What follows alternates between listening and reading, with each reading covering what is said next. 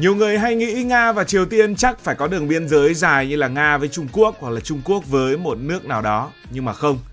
Biên giới Nga-Triều Tiên chỉ dài khoảng 17 km ở trên bộ, thuộc vào hàng ngắn bậc nhất ở trên thế giới. Và đến tận bây giờ họ mới xây một cây cầu đường bộ qua biên giới. Vì sao lại như vậy? Hãy nói về đường biên giới này.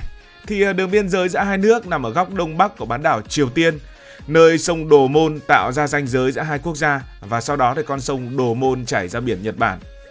Sông Đồ Môn thì khởi nguồn từ núi Trường Bạch, nơi biên giới Triều Tiên và Trung Quốc giáp nhau. Sau đó thì nó tiếp tục chảy. Con sông này bắt nguồn từ tiếng Mông Cổ có nghĩa là vạn, và người Trung Quốc gọi nó là Đồ Môn Giang, còn tên tiếng Anh thường dùng đó là sông Tumen. So sánh về đường biên giới Triều Tiên và Nga thì có thể thấy rằng nó rất ngắn. Ví dụ, đường biên giới trên đất liền giữa Việt Nam và Trung Quốc dài 1.449,566 km. Đường biên giới giữa Nga và Trung Quốc dài hơn 4.200 km, trong khi đường biên giới giữa Nga và Triều Tiên chỉ 17 km. Nhưng mà 17 km này cũng không đi qua một khu vực sầm uất nào cả, nó đi qua một khu vực rất là hẻo lánh. Phía Nga là vùng Primorsky Krai, đây là vùng thưa dân và rất xa trung tâm kinh tế. Chúng ta đang nói đến phần trung tâm kinh tế của châu Âu, quá xa luôn. Còn phía Triều Tiên là khu vực Rason, vốn cũng không phải là một nơi lộng lẫy hay là hiện đại kiểu như Bình Nhưỡng. Nói cách khác, khu vực này vốn không có nhiều người qua lại.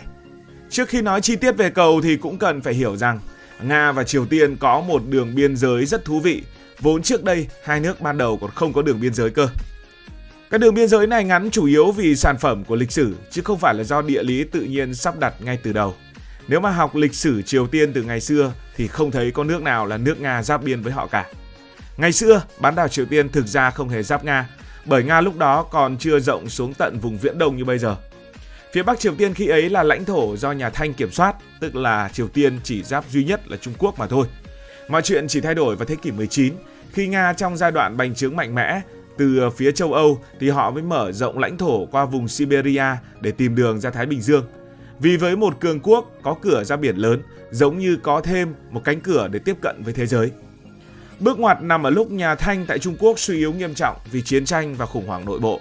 Nga mới tận dụng thời cơ này, dùng sức ép của mình, dùng quân sự của mình, dùng sự lớn mạnh của mình để mà ép nhà Thanh ký các hiệp ước lớn. Qua đó lấy một vùng đất khổng lồ được gọi là Ngoại Mãn Châu. Gọi là Ngoại Mãn Châu thì nghe rất Trung Quốc, nhưng mà ngày nay nơi này đã thuộc về Liên bang Nga. Nơi này có Vladivostok, một cảng rất là nổi tiếng của Nga ở phía đông, và toàn bộ vùng Primorsky Krai của Nga. Và chính việc sang tên đổi chủ vùng đất này mới giúp cho Nga giáp với Triều Tiên. Nhưng vì Nga chỉ lấy đúng một dải đất ven biển hẹp, chứ không ăn sâu hơn xuống phía nam, nên phần tiếp xúc với Triều Tiên cũng rất ngắn. Ở đây có con sông Đồ Môn đóng vai trò quyết định. Con sông này tạo thành khu vực tiếp giáp giữa Trung Quốc, Triều Tiên và Nga, giống như một ngã ba biên giới. Nga thì chỉ thò được đúng vào một góc nhỏ ở cửa sông, nên biên giới thành ra ngắn đến mức chỉ chạy một đoạn cũng là hết mất rồi. Nói ngắn gọn, cái biên giới ngắn ngủi này là di sản trực tiếp của các thỏa thuận địa chính trị thế kỷ 19. Nếu nhà Thanh không mất Ngoại Mãn Châu cho Nga, rất có thể hôm nay Vladivostok vẫn là đất của Trung Quốc, và Nga không có vị trí chiến lược giáp biển Nhật Bản, Nga cũng chạm giáp Triều Tiên, và Triều Tiên có lẽ chỉ giáp mỗi Trung Quốc. Nhưng chỉ vài nét bút cách đây hơn một thế kỷ rưỡi, nó đã ảnh hưởng kéo dài đến tận bản đồ Đông Bắc Á cho đến ngày hôm nay.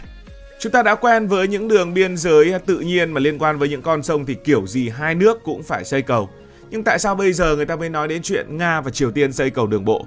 Nhiều người sẽ hỏi, kìa, Nga và Triều Tiên chẳng phải đã có cầu rồi sao? Xây thêm làm cái gì cho nó tốn kém? Thì đúng là hai nước không phải là chưa từng nối với nhau. Từ năm 1959, họ đã có cầu hữu nghị Nga-Triều. Nhưng có một chi tiết quan trọng, đây là cầu đường sắt, không phải cầu đường bộ cho ô tô, xe tải hay là dòng người qua lại như những cửa khẩu quốc tế bình thường. Tàu đường sắt thì chỉ có tàu hỏa đi qua được thôi, chở hàng như là than đá, vật tư và một số chuyến hành khách đặc biệt đi qua, chứ không phải là container nối đuôi nhau như biên giới với Trung Quốc. Thế thì chả lẽ bao nhiêu năm qua hai nước này tiết kiệm đến mức không thèm xây bất kỳ một cây cầu nào? Thì lý do lớn nhất nằm ở chính phía Triều Tiên. Trong phần lớn thời kỳ hậu chiến tranh Triều Tiên vận hành theo một tư duy rất rõ ràng, càng ít mở cửa thì càng dễ kiểm soát.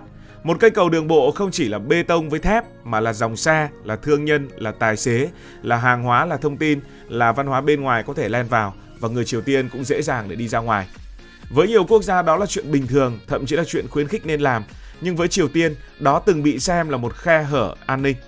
Nói đơn giản thì đường sắt dễ kiểm soát hơn rất nhiều vì tàu chạy theo lịch cố định, theo tuyến cố định, hàng hóa kiểm tra tập trung, còn đường bộ thì linh hoạt hơn, khó kiểm soát hơn. Phía Liên Xô ngày xưa thì cũng không mặn mà lắm, nghe hơi ngược đời vì Liên Xô từng là người bạn lớn nhất của Bình Nhưỡng, nhưng thực tế Triều Tiên chưa bao giờ là đối tác thương mại khổng lồ, đáng kể để Liên Xô đổ tiền xây dựng những hạ tầng quá lớn. Khối lượng hàng hóa trao đổi khi đó không quá nhiều, đường sắt là đủ dùng rồi. Trong mắt Liên Xô, ưu tiên chiến lược lúc đó nằm ở châu Âu, cuộc đối đầu với Mỹ, Trung Quốc, Trung Á hay là những nơi khác ảnh hưởng toàn cầu. Dù Nga đã giúp Triều Tiên rất nhiều để tái thiết lại đất nước, nhưng một đường biên giới dài chưa đến 20 km ở vùng Viễn Đông thực sự không phải là một nơi cần chăm chút quá đặc biệt và đường sắt là đủ rồi. Một lý do còn thực tế hơn, Trung Quốc mới là cửa ngõ sống còn của Triều Tiên. Trong nhiều năm, hơn 90% thương mại đối ngoại của Triều Tiên đi qua Trung Quốc, nhất là sau khi Liên Xô sụp đổ. Nếu mà Triều Tiên cần dầu, phân bón, máy móc, lương thực hay hàng tiêu dùng, con đường tiện nhất là đi qua các cửa khẩu ở phía Trung Quốc. So với mạng lưới giao thông khổng lồ ở đó, biên giới Nga giống như một lối phụ. Nó quá ngắn lại thiếu hạ tầng kết nối sẵn, thế nên phía Triều Tiên đơn giản cũng không mặn mà trong rất nhiều năm qua. Chưa hết, địa lý khu vực này cũng không thuận tiện lắm. Nhìn bản đồ sẽ thấy biên giới Nga-Triều Tiên nằm ở vùng cực đông bắc bán đảo Triều Tiên, nơi có sông Đồ Môn, địa hình ở đây gồ ghề, mùa đông lạnh buốt, băng tuyết không hiếm. Đây không phải là nơi thực sự bằng phẳng để muốn dựng cầu là dựng cho nó dễ. Muốn có cầu đường bộ hiệu quả thì phải có cả mạng lưới đường bộ hai bên tiếp nối, phải có kho bãi, phải có trạm kiểm soát, phải có hệ thống vận tải ăn khớp. Nếu xây một cây cầu đẹp mà bên kia đường vẫn lổn nhổn hoặc khả năng vận chuyển còn yếu thì cũng hơi bị lãng phí. Thế nên cho đến tận năm 2026, hai nước mới quyết định xây cầu. Nếu như suốt hàng chục năm qua, biên giới này chỉ là một góc nhỏ im ắng, thì vài năm gần đây câu chuyện đã khác hẳn. Bước ngoặt lớn nhất chính là tình hình chiến sự ở Ukraine. Khi quan hệ với phương Tây xuống ở mức đóng băng, Nga đã bị hàng loạt những lệnh trừng phạt, nhiều cánh cửa thương mại, tài chính và công nghệ ở châu Âu gần như đã khép lại. Và trong bối cảnh này, Nga buộc phải xoay trục sang phía đông, tìm kiếm các đối tác như là Trung Quốc, Iran và cả Triều Tiên. Quan hệ Nga và Triều Tiên vì thế đã nhanh chóng được ấm lên và nóng lên. Nga cần những thứ mà Triều Tiên có thể cung cấp, trong khi Triều Tiên lại rất cần dầu mỏ, lương thực, ngoại tệ và cả hỗ trợ công nghệ từ Nga.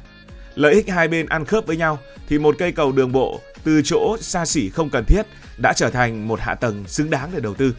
Bản thân cây cầu đường sắt cũ kia cũng đã bắt đầu lộ ra những hạn chế sau hơn nửa thế kỷ. Đường sắt rất tốt nếu muốn chở hàng khối lượng lớn theo tuyến cố định, nhưng nó không linh hoạt. Nếu cần xe tải chạy nhanh, cần luân chuyển vật tư nhiều loại, cần vận chuyển thiết bị đặc thù hoặc tăng tốc thì đường bộ tiện hơn hẳn. Hãy hình dung đường sắt giống như một đường ống lớn nhưng cứng nhắc, còn đường bộ giống như một mạch máu linh hoạt hơn nhiều. Nếu hợp tác Nga-Triều tăng mạnh, đặc biệt ở khía cạnh thương mại hoặc hậu cần chiến lược, thì chỉ dựng một cây cầu bằng đường sắt từ năm 1959 rõ ràng là đã quá chật chội và không đảm bảo được yêu cầu. Một yếu tố thú vị khác là nếu có thêm tuyến kết nối mạnh hơn với Nga, Triều Tiên sẽ có thêm lựa chọn, có thêm đòn bẩy và bớt phải phụ thuộc quá nhiều vào Trung Quốc. Bây giờ hãy nói cụ thể về quy mô của cây cầu mới này. Về mặt kích thước thuần túy, cây cầu đường bộ mới giữa Nga và Triều Tiên không phải là siêu công trình khiến thế giới phải choáng váng như là cầu Hồng Kông, Chu Hải, Macau hay những cây cầu hàng chục cây số bắc qua biển. Nó dự kiến kết nối khu vực Khasan của Nga với vùng Rasong của Triều Tiên, tức là nằm đúng cái đoạn biên giới chỉ dài khoảng 17 cây số giữa hai nước. Nói cách khác, đây không phải là một dự án lớn về mặt quy mô xây dựng, mà cái đáng nói ở đây là ý nghĩa chiến lược. Nhìn bản đồ sẽ thấy biên giới này nhỏ đến mức nhiều người còn không biết là hai nước có chung đường biên. Chính vì vậy, việc xây thêm một cây cầu đường bộ mang tính biểu tượng lớn. Nó cho thấy Nga và Triều Tiên không còn muốn cái biên giới này chỉ là một đường kẻ mờ nhạt ở góc bản đồ nữa, mà biến nó trở thành một cửa ngõ vận tải thực sự. Tuy nhiên, nếu ai tưởng cây cầu này sẽ biến thành một tuyến thương mại, ví dụ như là biên giới giữa Trung Quốc với Việt Nam với hàng nghìn xe container mỗi ngày, thì khả năng cao là chưa có đâu. Lý do là vì Triều Tiên vẫn đang chịu cấm vận quốc tế, nền kinh tế nhỏ, hạ tầng giao thông chưa tốt, còn khu vực biên giới này vẫn nằm xa các trung tâm tiêu dùng và công nghiệp lớn. Nói đơn giản, xây được cầu không có nghĩa là lập tức có dòng hàng hóa khổng lồ đổ qua như nước lũ. Muốn mọi thứ mạnh thì phải xây những thứ khác đi kèm. Nhưng nếu nhìn dưới góc độ quân sự và những góc độ khác thì câu chuyện cũng khác đấy. Trong thế giới ngày nay, có những cây cầu không chỉ để chở hàng mà để gửi thông điệp. Thông điệp ở đây là Nga và Triều Tiên đang ở lại gần nhau hơn so với giai đoạn trước.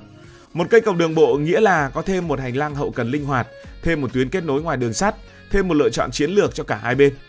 Thế nên, yếu tố quan trọng nhất của cây cầu này không chỉ đo đếm bằng mét, bằng kg, bằng tạ, bằng tấn, mà đo đếm bằng mối quan hệ giữa hai nước. Cảm ơn vì đã dành sự quan tâm cho câu chuyện này. Cảm ơn các bạn đã dành sự đồng hành cùng Hải Thanh Story. Đi qua những vùng đất, khám phá những điều mới.